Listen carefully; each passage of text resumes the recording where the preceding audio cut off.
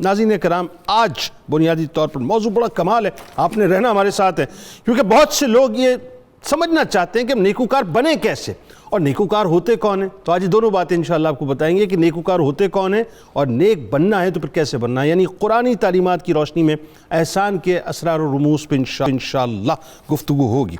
بات یہ ناظرین کہ ایک قبیل ہے جو محسنین کی قبیل ہے،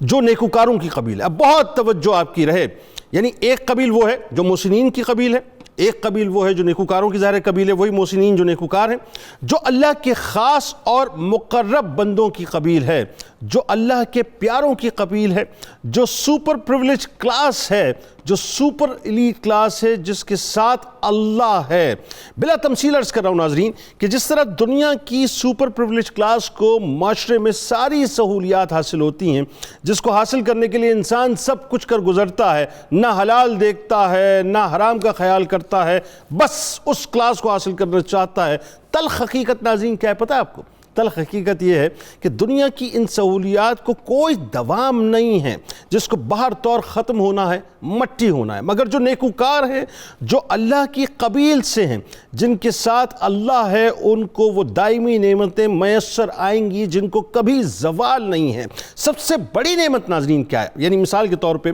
اگر کسی مسلمان سے سوال کیا جائے کہ سب سے بڑی نعمت کیا ہے، تو انسٹنٹ جواب آنا چاہیے کہ سب سے بڑی نعمت تو یہ ہے کہ اللہ تبارک و تعالیٰ ان کے ساتھ ہے۔ ناظرین کرام، اللہ چاہتا ہے کہ اس کا بندہ اپ ٹو دی مارک ہو، بالکل پرفیکٹ ہونا چاہیے، اس کا ظاہر بھی اچھا ہو، اس کا باطن بھی ستھرا ہو، بندہ خالق سے بھی شفاف تعلق رکھے اور خلق سے بھی مخلص رہے۔ وہ اپنے بندے کو یقین کی اس منزل پہ دیکھنا چاہتا ہے، اس منزل پہ جہاں گزرنے والے ہر لمحے میں جو خالق کی یاد میں بیتے یا خلق کی خدمت میں بیتے ہیں، اس کے سامنے صرف اور صرف اللہ تبارک و تعالیٰ کی ذات ہو اور کوئی ذات نہ ہو۔ پھر بندہ صاحبان احسان یعنی اللہ کے خاص محبوب و مقرب اور نیکوکار بندوں میں شامل ہوتا جاتا ہے۔ ناظرین کرام، یہ فارمولا قدرت نے سیٹ کیا ہے کہ احسان کا بدلہ احسان کے سوا کیا ہوگا۔ اللہ تبارک و تعالیٰ نے ہم پر احسان کیا کہ ہمیں انسان بنایا اور پھر اس سے بڑا احسان فرمایا کہ نبی کریم صلی اللہ علیہ وآلہ وسلم کا امتی بنا کر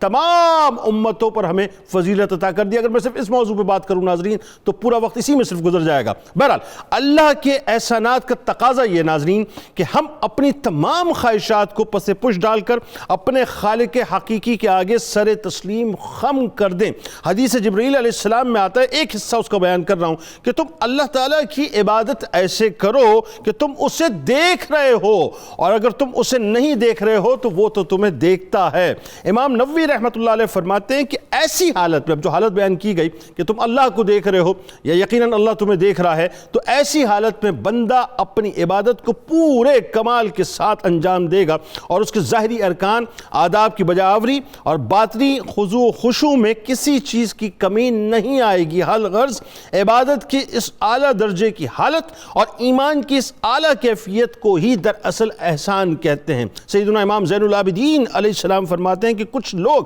اللہ کی عبادت خوف سے کرتے ہیں۔ توجہ رہے صاحب، کچھ لوگ اللہ کی عبادت خوف سے کرتے ہیں، یہ غلاموں کی عبادت ہے۔ پھر فرماتے ہیں کہ کچھ لوگ لالچ سے عبادت کرتے ہیں، یہ تاجروں کی عبادت ہے۔ اور فرماتے ہیں کہ قوم اللہ کی عبادت شکر کے طور پہ کرتی ہے، یہ آزاد بندوں کی عبادت ہے۔ اور مزہ تو اسی میں ہے ناظرین۔ بات یہ ہے کہ احسان جس کیفیت کی معراج کا نام ہے، اس کے لیے اب سمجھ لیجئے تزکیہ نفس، نور باطن، اخلاق کی پاکیزی،